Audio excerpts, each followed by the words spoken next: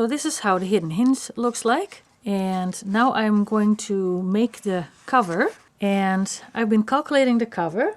My page with the tab is 7/3 wide. My spine is 2 1/8 and a little bit. So I'm going to make sure that it is going to be 1 1/4. Then I will add another 7/3 for the other side. And I will add an 1/8 on both ends, which makes the total of 17 1/4 wide. And the height is 8 5/8, and I'm going to make that 9. So how I'm going to go about it is I like soft covers. And for this one, I've chosen a upholstery fabric. This is the sturdier one for furniture. This will go on the outside. I've collected a few things to make the cover a bit pretty. This will go on the inside. This will be the inside. And I make the core out of cardstock. This is, I think, 80-pound cardstock. And it's a total of 8 7/8 by 17. This comes from a 11 by 17 large piece of paper. Now I'm going to use one. If, for instance, I pick a jelly print, which is on a regular paper, and say I'm going to use fabric for the other side, I would make sure I have 2 core pieces because of that it makes it sturdy. So I'm just going to do one now because my fabric for the outside is quite sturdy. And I'm not going to use this. This was just for an example. So what I will do is, because this is sturdy, I will sew my cover pieces to the front, and I'll show you a little bit what I did. This is wallpaper, and I used this border to punch it. Then I cut off a little piece of this fabric, which I'm going to place over here. Actually, this has to go up a little. Then this is the jute, and I place this right over here. Then I braided yarn, 3 pieces of yarn, to make a branch, so to speak. So this will go over here, and my bird will be sitting like so. This is one of my cards I make, book plates I made. I'm going to put 2 brads through it. That is just for show, doesn't do anything. And this is a loosely woven fabric that I raveled the edges off. Then we're going to add this on the inside, and then we're going to add the inside covers to it, and then we're going to glue the pages on. So I will go ahead and do all this, and then I will be back. So I've sewed everything on, and now I want to show you something. That this is quite sturdy fabric, but still it pulled a little bit here and there. So if this was thinner fabric or paper, and I would do any sewing, I would glue my front lightly to my core and then use the paper as a stabilizer. And also you see here a pin. I forgot to tell you that this is where the end of my front page is, so that I knew where approximately to put everything. And now I'll just use Aleene's Tacky glue to glue my bird on here. And make sure you get enough glue on the edges, because that is important. Now I want to position it so that it looks like it's sitting on the branch here. If the Aleene's Tacky glue seeps out a little bit, you're not going to find it back. It dries clear and matte, so it's not like there's a shiny spot saying that that's where your glue was. I'm going to glue this lightly to here. And as you see that I've covered the edge with black, I wasn't sure if you were going to see anything of the core, and just in case you see something, at least it's black and not stark white, the color of the paper. And the core is smaller than the outside because I don't want the core to be seen, and I don't mind the little ravelly edges if that is going to happen.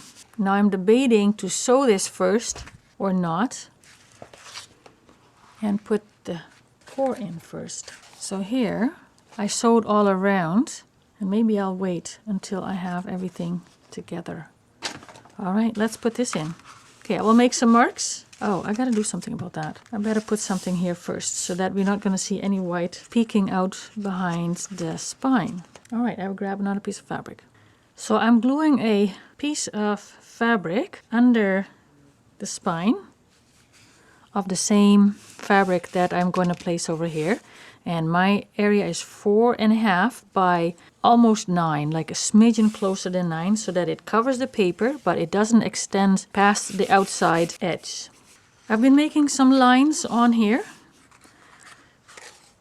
This can be pulled a bit, and that was where the mistake came in here, that my spine here is longer than my outside spine. So I want to make sure that this is being stretched all the way. So I made some marks all around and the bottom where my spine is going to sit. And I know there's like more room over there than over here, but my pages are a bit taller than my spine. So I will make sure that when I put my pages in, that they're all sitting flush with the bottom.